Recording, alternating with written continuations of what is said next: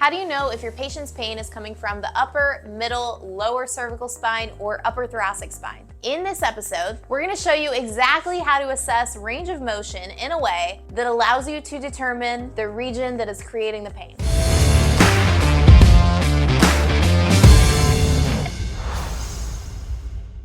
When you're looking at range of motion, one, you want to be perpendicular to wherever the motion is happening so you can see how it's happening.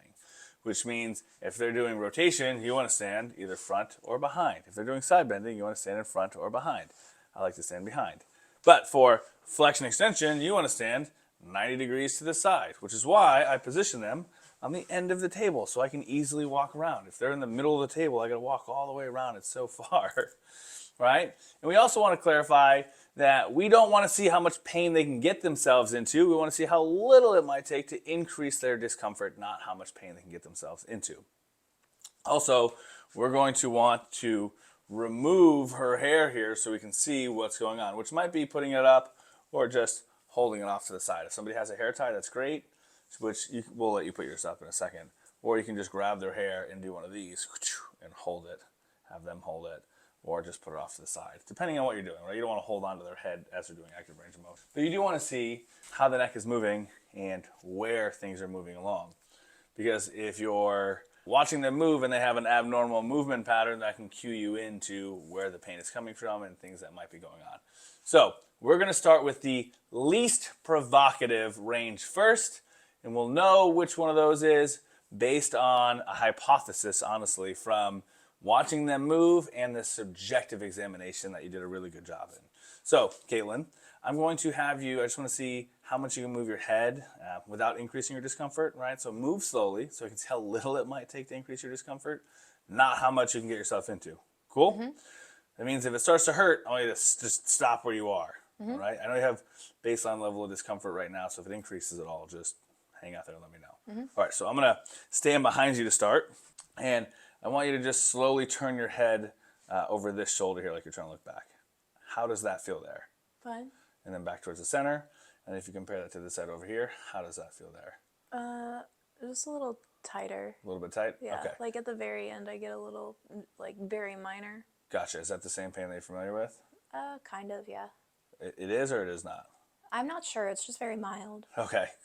And then if you bring your ear towards your shoulder here, how does that feel? Fine. And then back to the center. And if we compare that by bringing this ear down to this shoulder here, how does that feel there? At the very end, I get a little bit of a twinge. Okay. And then if you look nose up towards the ceiling, how does that feel there? There's like pain right there. Okay. And if you relax your jaw so your teeth aren't touching, like let your jaw drop a little bit and then look up, how does that feel? I still got it. Okay. Is it worse or is it about the same? Same. Okay, and if you bring your chin down to your chest, how does that feel there? Fine, just tight. Okay, so then the most painful for her there, it seems like, was probably the extension. Is that correct? Mm-hmm. I can verify that. Seems like the worst one there for you was extension. Now, all of these happen at the very end range, which already starts to cue me into what area is potentially causing this discomfort. If you look at how people naturally move, slowly start to look up, pause there, that happens at the upper cervical. And then as she continues to slowly look up, pause there, now we're starting to involve the mid-cervical. Look up a little bit more, pause, low cervical, upper thoracic starts to move there. So if she's getting pain at the end range, we can hypothesize that it's likely coming from the thoracic spine. Same thing with her rotation, right? When we look at rotation here, it starts off upper cervical, and then you can watch it starts to move mid-cervical, lower cervical, and finally thoracic starts to move. And if she keeps going, shoulders will go with it, right? So the thoracic starts to move lower and lower. So if we get pain early in the range, maybe upper cervical. If we get pain early in the range here, maybe upper cervical. Somewhere mid-range, maybe mid-cervical. But if it's later in the range, it's likely going to be lower cervical to thoracic. So if we're looking at regionalizing her extension pain, what we want to do is bring everything away from extension. So chin down to your chest, round your shoulders forward as much as you can. Are you okay there? Mm-hmm. Right? So then what I'm going to do is I'm going to stand behind her, I'm going to take my thumb and I'm going to put it underneath T1. So that way there I know when T1 starts to move, I can feel it. And I'm going to actually put pressure down and I'm going to hold her into flexion. Is that okay? So Caitlin, what I want you to do is bring your nose up and just point it forward. Pause there. How does that feel? Fine. Okay, I'm going to ask you to keep going. If it hurts at all, just let me know. I didn't want you to go get going and I wasn't done talking. So when I tell you to, I want you to keep going slowly. And if it hurts at all, just stop and let me know, okay? All right, so here, you feel okay here? Now go ahead and slowly bring your nose up and back. Yep, how does that feel there? Better, worse, or the same? Better. Okay, good. Go ahead and bring your head down. So I take her out of that provocatory position and I let her sit up. So since we moved her thoracic spine into flexion, which is preventing it from going into extension, and she moves through a full cervical range of motion into extension, we can say that it's likely the upper thoracic that's causing that pain, since we are now restricting the upper thoracic from going into that extension position, okay? And if we're looking at the rotation, it would be a similar thing here, where we're gonna have her give herself a big old hug, wrap her arms around herself. I like to tell people, hug yourself like you love yourself. And since right rotation was the painful part here, and when we move our cervical spine, the thoracic spine actually moves all the way down to like T4, T5. We're gonna have her rotate her shoulders, everything, bring her head with it to the left. And I'm going to just give a little bit of overpressure. You okay there?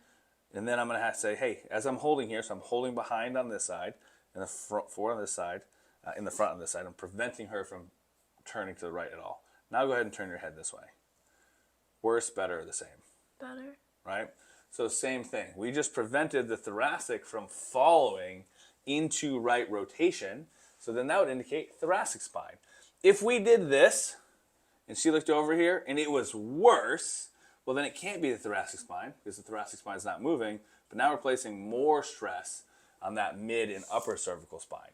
Same thing with this flexion here. If she looked up, and it was worse, well then it can't be the thoracic spine, it's got to be mid or upper. Then we can regionalize from there by just having her bring her head down with the rotation at least, so this flexion rotation test, where you go chin all the way to the chest, and then keeping your chin down, if you rotate your head all the way to the right, is that worse, better, or the same? Fine. It's fine, right? So then if it was worse with this one, if we were to say, hey, give yourself a hug, I was mixing the two up. If we turn this way, and then we turn this way, and that's worse, right? So not the thoracic spine. And then if we relax here, bring your chin down, and now we rotate that same way again, and that's better. Now we've just ruled out the thoracic spine, and we've ruled out the upper cervical spine, so it has to be somewhere in mid-cervical, right? And a lot of time with the mid-cervical, you're going to have paresthesias, numbness, tingling, myotome, reflex, dermatome changes. That can cue you into that as well. So then once we regionalize where the pain is coming from, we're then going to do a localization examination. So if it's upper thoracic, I'm going to then go and examine the upper thoracic spine. If it indicates upper cervical, I'm then going to go and examine the upper cervical. If it's mid-cervical, I'm going to go examine the mid-cervical. So that regionalizes what their pain generator is. Now realize somebody can have a cervical radiculopathy from the mid-cervical spine and have a pain generator with range of motion from the upper cervical spine or the upper thoracic spine. You have to be able to parse out the symptoms and make sure that you're dealing with the pain that is even important to them, because people are like, oh yeah, that hurts. Is it the pain that's familiar with you, or that you're familiar with? She's like, I don't know. If the answer could be a solid no, then we'll make a note of that, but we're going to focus on the pain that they're even here for first. If you found any of this helpful, or you realize that your clinical skill set could be a little bit better and there are places that you get stuck, hop on a free Zoom call with us. We do completely free strategy calls so that we can help you figure out where the gaps in your clinical game are, so that we can help you become the clinical expert that you need to be. The link to schedule a call in the description below. I'll see you there.